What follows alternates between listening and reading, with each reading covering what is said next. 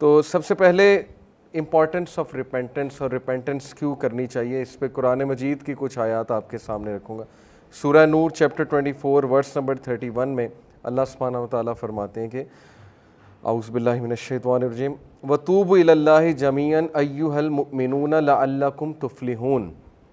اور تم سارے کے سارے اے ایمان والو، تم سارے کے سارے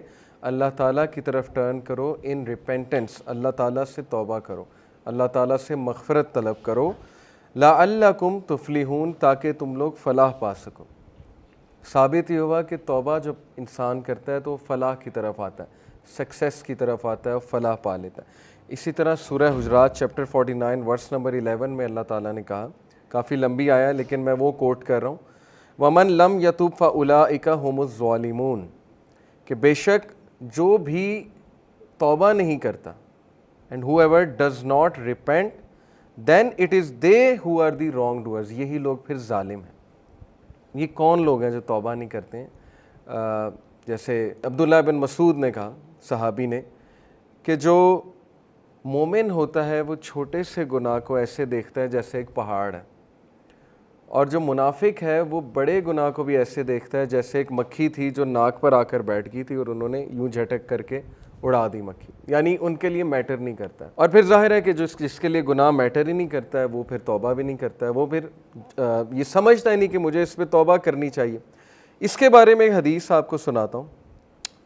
رسول اللہ صلی اللہ علیہ وسلم نے فرمایا، یہ صحیح حدیث ہے بالکل، طبرانی کی،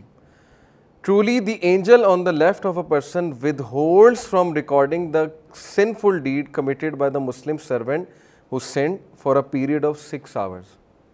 یہ جو آپ کے لیفٹ پہ اینجل ہے یہ لکھتا ہے گناہ، یہ نوٹ ڈاؤن کرتا ہے، ریکارڈ کرتا ہے،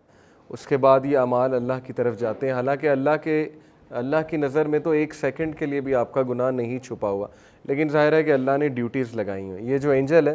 منڈے اور تھرسڈے کو آپ کو پتہ ہے نا ہمارے اعمال اوپر جاتے ہیں، اللہ کے پاس جاتے ہیں۔ یہ اینجل 6 گھنٹے ویٹ کرتا ہے اس سے پہلے کہ آپ کا گناہ درج کر لے۔ حدیث سنا رہا ہوں، if the servant regrets committing the sin and asks Allah for forgiveness, the angel does not write down his sin۔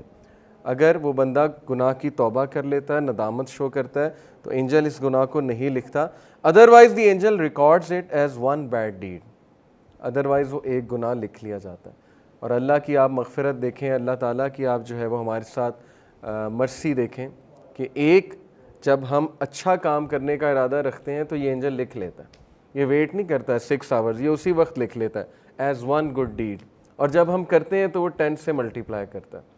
ٹھیک ہے، ہم کہتے ہیں کہ اللہ تعالیٰ کہاں ہماری مدد کر رہا ہے، اللہ ہم سے پیار نہیں کرتا ہے۔ اگر یہ آپ کو پیار نظر نہیں آ رہا تو آئی ڈونٹ نو کہ پھر پیار کیا ہے اللہ کا۔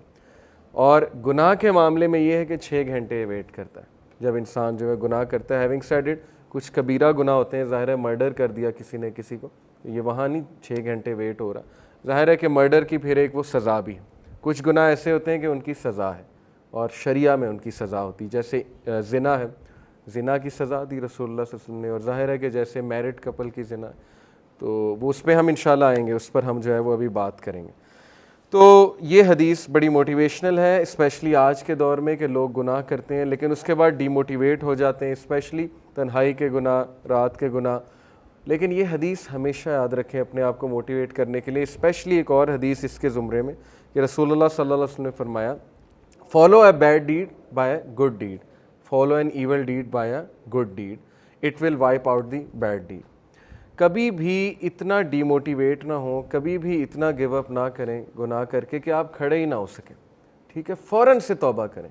فوراً سے واپس آ جائیں، فوراً سے جو ہے وہ اللہ سے بات کریں، فوراً سے کوئی اچھا عمل کرنے کی کوشش کریں کہ وضو کریں، 2 نفل پڑھ لیں، بیکاز ظاہر ہے کہ نماز بھی جو ہے وہ برے اعمال کو جو ہے وہ مٹا دیتی، یہ بھی ایک حدیث سے ثابت ہے۔ ایک صحابی رسول اللہ صلی اللہ علیہ وسلم کے پاس آئے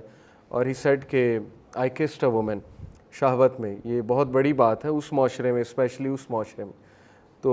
رسول اللہ صلی اللہ علیہ وسلم نے خاموشی اختیار کی، اور رسول اللہ صلی اللہ علیہ وسلم نے سمپلی انہیں کہا کہ آپ ظہر کی نماز پڑھیں ہمارے ساتھ۔ اس کے بعد وہ آیت نازل ہوئی کہ ویریلی گڈ ڈیڈز ایکسپیل دا ایول ڈیڈز، قرآن کی آیت ہے۔